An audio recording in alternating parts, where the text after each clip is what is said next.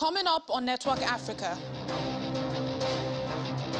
at least 8 people killed after Al-Shabaab militants attacked Somalia's international airport complex.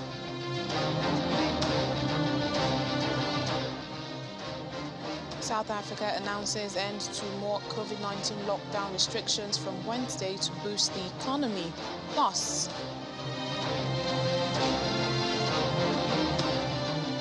South Sudan's main opposition party withdraws from country's peace monitoring organization.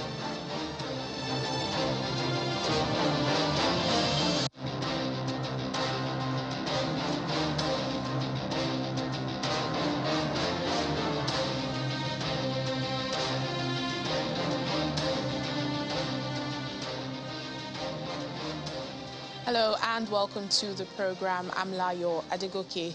We begin in Somalia, where at least 8 people have been killed after a gunfight at the entrance to the international airport complex outside the Somali capital, Mogadishu.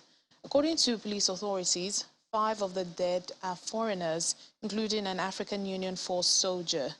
The nationalities of those killed have not yet been established. 2 of the attackers, who are suspected jihadists, were also killed as they reportedly tried to force their way into the secure zone.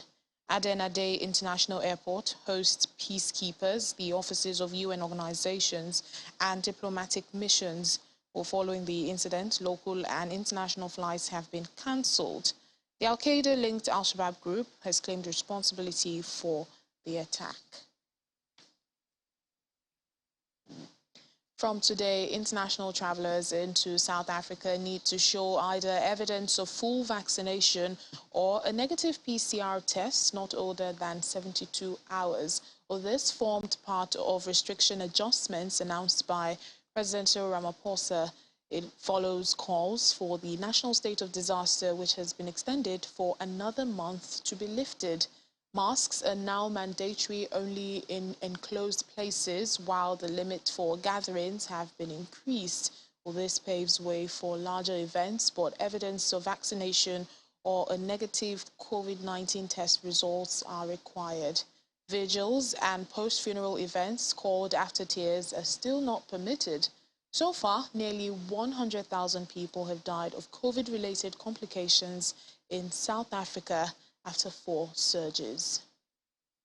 The regulations on social distancing are also being changed, requiring that a space of 1 meter is maintained between persons in all settings except in schools. There are also changes to the regulations on international travel. Travelers entering South Africa will need to show proof of vaccination or a negative PCR test not older than 72 hours. All unvaccinated travelers entering the country who want to be vaccinated will be offered a vaccination. Well, just before that announcement of the relaxation of most of the lockdown restrictions, the South African government invited the public to comment before the 16th of April on the list of health regulations that could come into effect once the national state of disaster is lifted next month. For a more scientific view on the state and impact of restrictions on managing the spread of COVID-19, our colleague Brian Pugeni spoke to renowned vaccinologist Professor Shabir Madir of the University of the Witwatersrand. We need to update our policies, our recommendations, and our thinking of how to move forward so that we don't end up causing more harm than good by pretending that COVID-19 is still the same sort of threat that it was a year ago. There have been calls to end the state of disaster by bodies such as the DA. You have also weighed in some platforms to say, what should government do going forward? Yeah, many of the restrictions that currently exist in South Africa are completely obsolete, and in fact, they're just doing more harm than any good. So we need to be clear that, again, to emphasize, we're in a very different phase of this pandemic. We're in a recovery phase of this pandemic, going into an endemic type of a situation, where COVID-19 no longer poses the same sort of public health threat when it comes to especially hospitalization and death than it did even a year ago, let alone 2 years ago.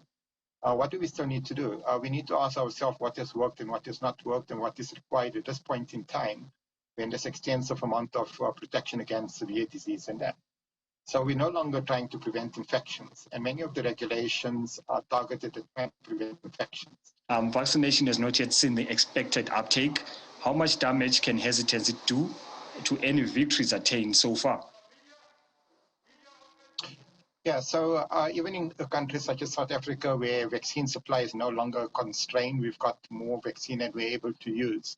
As you mentioned, the uptake of vaccines is not what government was anticipating. And certainly we haven't come anywhere close to vaccinating 40 million South Africans, or 70% of the population. And that is unlikely to transpire even by the end of the year. Does that mean that vaccines still don't have much of a role to play moving forward? The short answer to that is no, because even people that are infected, and especially if they're in a category of individuals that are at high risk of developing severe disease, they certainly will still benefit with additional doses of vaccine. So if they have not been vaccinated, they need to get vaccinated. If they've had 1 or 2 doses of vaccine, they need to get that additional doses of vaccine. And ideally, they should get that before the next wave starts. Our South Africa Bureau Chief, Betty Dibia, joins us now for more on this. Hello, Betty. Good to see you. Good to you, Lai. So what is the general response, to this announcement of the relaxation of most lockdown restrictions? Are South Africans heaving a sigh of relief? I mean, it's been 2 years with on and off restrictions. Well, up to a point, people are heaving a sigh of relief. I was very relieved just walking out there, with no mask and getting the fresh air. But generally, there isn't much of a change, according to some people. Some of the opposition parties, as expected, are saying they should just remove the state of disaster and let's open up the economy much more. So it's like a little bit of a change, but not really much. Those major businesses that have been affected by the end part of the restrictions, where crowd events like soccer, like rugby, and all that. Some of them are happy, like they are now allowed, if you have proof of vaccination and the test results, the PCR results, not later or not older than 72 hours, you can get in, but it's 50% capacity for events. Indoor events as well, you still have to wear masks and the like. So a bit of relief, but people think it's not enough. They just want to get back to normal and live with COVID because it's going nowhere. Just live and find a way to get by. According to the president, he said that the scientists advised that up to 60 to 80% of the people may already have some form of immunity against the virus. And so far, about 48% of adults have at least had 1 dose of vaccines. Not enough, because the goal was about 60 or 70% of the population, which is about 60 million. So the hope is that people will keep getting the vaccination and keeping safe, yes, keeping safe, more or less. So you mentioned the state of disaster, which would be lifted in April, but the government is inviting the public which to, could be lifted. Which could be lifted in April. But the government is inviting the public to comment on the list of health regulations that could come into effect. Help us understand what that is about.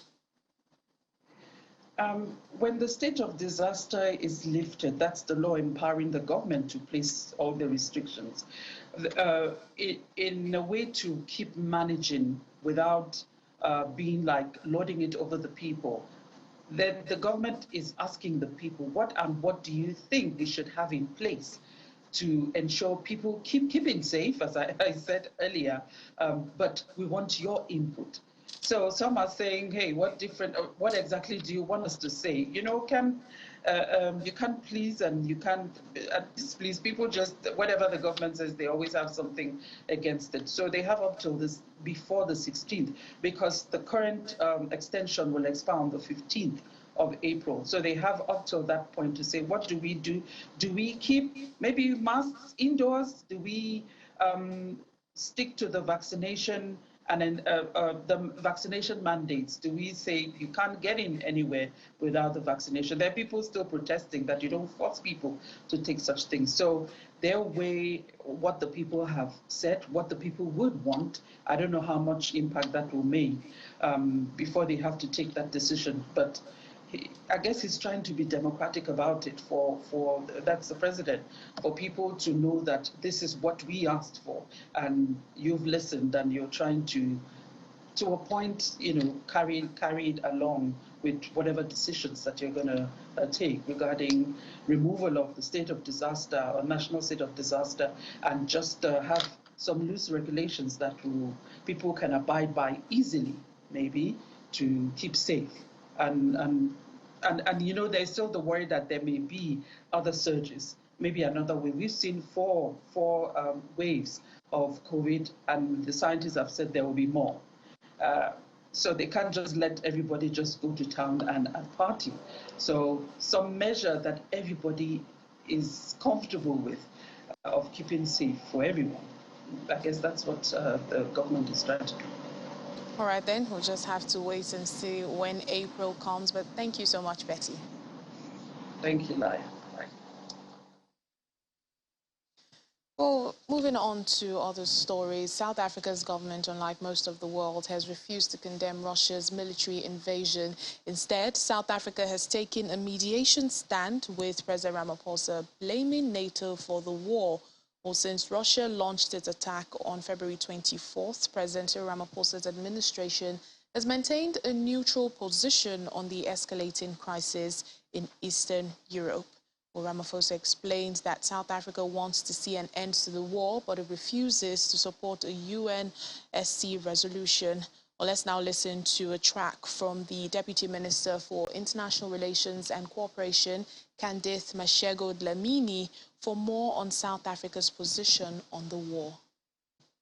Deputy Speaker, South Africa's approach on the Russian-Ukraine matters has been based on the following key principle, which in turn are based on the foreign policy, to expressing deep concern at the violation of the UN Charter and international law, the loss of life, the humanitarian impact, and the forced displacement of people as a result of war in Ukraine.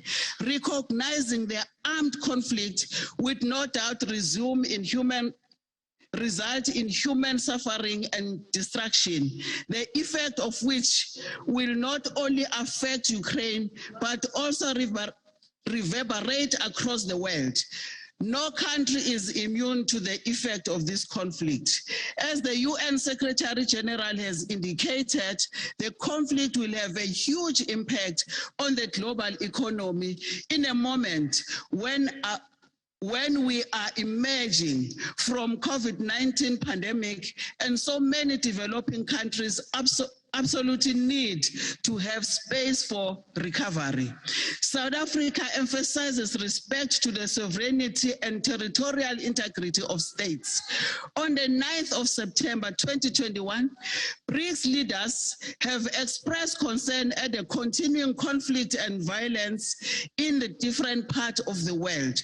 The BRICS leaders reaffirmed their commitment to the principle of non-interference in the internal affairs of states, and reiterated that all conflicts must be resolved by peace means and through political and diplomatic effort, in line with the international law, that is the UN Charter. Still ahead on the program. Côte d'Ivoire's real boys address drug use, violence in the country through dance. Please stay with us. Welcome back to the program. Sudan has denied the presence of Russian private military contractor in the country. This denial follows a joint statement by British, American and Norwegian envoys that Wagner Group personnel had been engaged in social media disinformation campaigns and illegal gold mining in Sudan. However, Sudanese authorities accuse the Western diplomats of attempting to draw Sudan into the ongoing war between Russia and Ukraine. Recently, Sudan's deputy leader, General Mohammed Hamdan Hemeti Dagalo, visited Moscow. Military leaders have maintained strong relations with Russia since former President Omar al-Bashir, an ally of Moscow, was toppled in April 2019 after mass protests against his rule. South Sudan's main opposition party has withdrawn from the country's peace monitoring body, accusing rival forces of unprovoked attacks.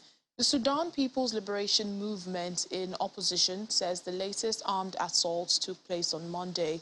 The party is led by Vice President Riek Machar, who formed a unity government with his former enemy Salva Kiir 2 years ago.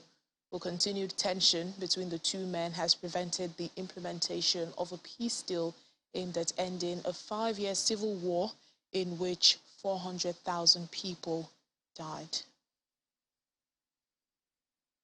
The Deputy Special Representative of the United Nations Mission in South Sudan, Sarah Nyati, has made her maiden visit to Torit, eastern equatoria of South Sudan, calling for peace and development, which she says cannot be achieved in isolation.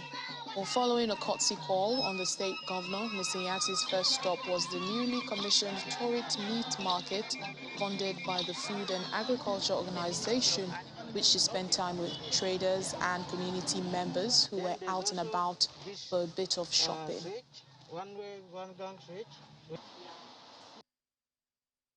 I'm excited because I've come as the first field visit where I can look at humanitarian development and peace across the 3 hats that I wear. I wear the hat of deputy within the UN mission. I wear the hat as the head of development coordination, as resident coordinator.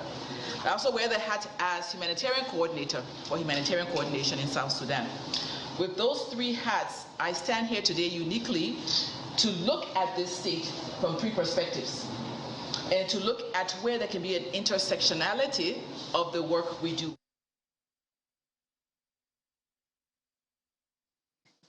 The Italian government says it is finalizing plans to partner with Edo State here in Nigeria, especially in the areas of investment opportunities and regular migration. Italian ambassador to Nigeria, Stefano De Leo, confirmed this during talks with Edo State Governor Godwin Obaseki in his office. He explains that the interest is due to the large population of Edo citizens in Italy.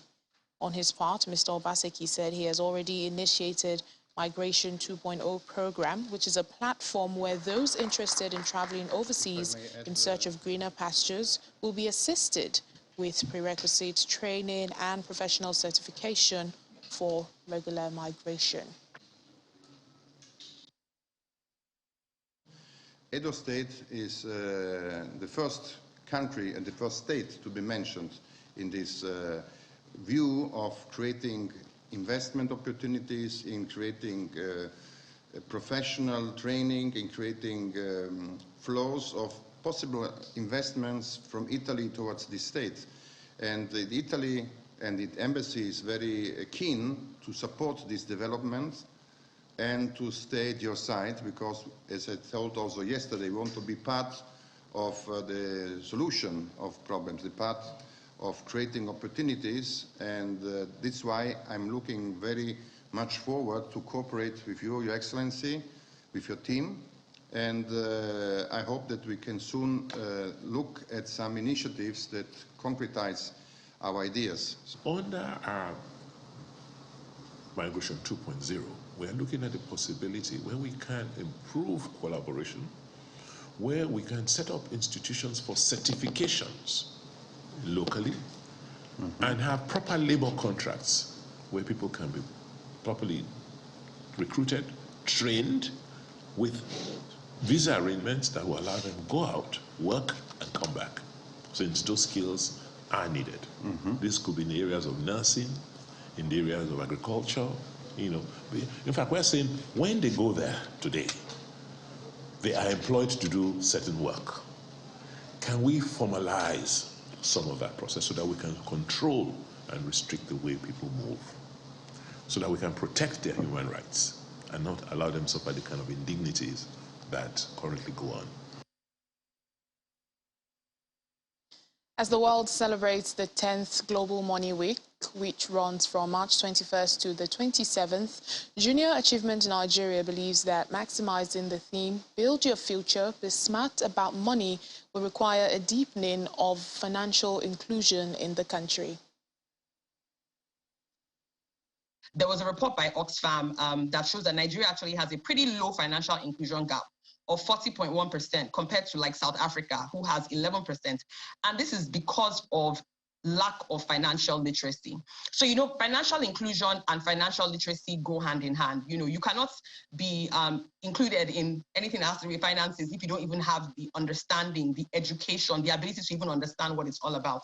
So we believe at Junior Achievement Nigeria that with the right financial education, it actually encourages more people, especially the youth, to plan their financial journey, which obviously will then lead to financial inclusion. Now to some of our light stories on the program. Abdallah Mustafa, a soon-to-be professional soccer player in an amputee team, continues to pursue his dreams of playing the sport despite an accident which caused him to lose his leg. He believes that someday the team will achieve its goal of having a league of amputees.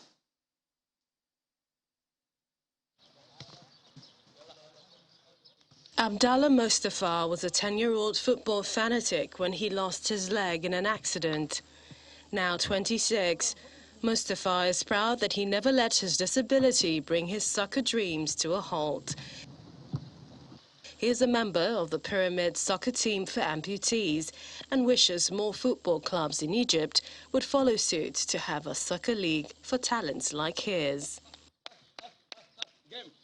For Mustafa, nothing is impossible. His injury left him depressed and at home for only 2 months, but he will pursue and follow his dreams. He joined his team 2 years ago and says he is happy to see more football clubs establishing teams for amputees. Some people used to tell me that I'm wasting time, which was the only thing that annoyed me. Some people were encouraging me, and others said this will be difficult for me. He narrates his incident and never stopped believing. The accident happened when I was 10 years old. Before that, I used to love soccer and used to play with my friends. I was planning to join Zamalek Football Club because I'm a huge fan of Zamalek. When the accident took place in 2005, I never stopped. I only stayed for 2 months at home because I was very depressed. It was all new to me. But he insists that criticism only pushes him forward. I love a challenge. Whenever I hear an opinion that I don't like or something negative, I turn it into something positive. I work on myself more to be great. Mustafa is always happy to see new team for amputees, and one of their goals is to have a league someday.